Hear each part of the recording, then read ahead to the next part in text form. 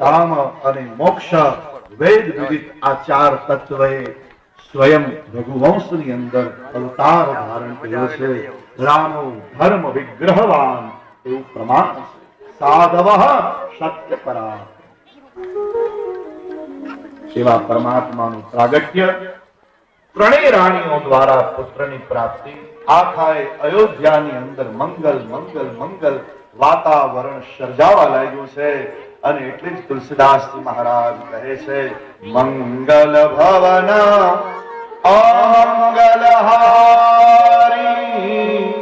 દ્રવશો દશરથ અજીર વિહારી.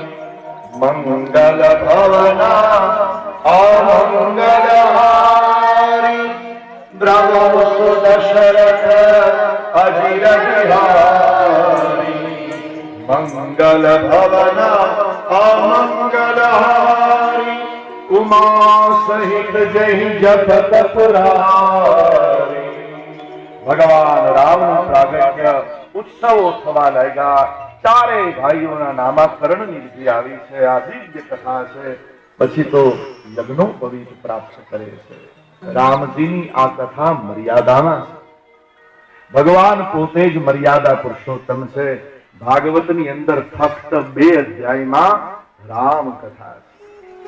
પહેલવેલા પરમાત્મા મર્યાદા પુરુષોત્તમ સ્વરૂપે આવે છે. એવા ભગવાનના આગળ જતા વિશ્વામિત્રના યજ્ઞની રક્ષા ભગવાને કરી છે. ત્રેતા યુગની અંદર યજ્ઞ દ્વારા ભગવાન પ્રગટ થયા. યજ્ઞની રક્ષા કરવા માટે આવ્યા છે. અને ત્રેતા યુગમાં યજ્ઞનો મહિમા બહુ સુંદર વાત.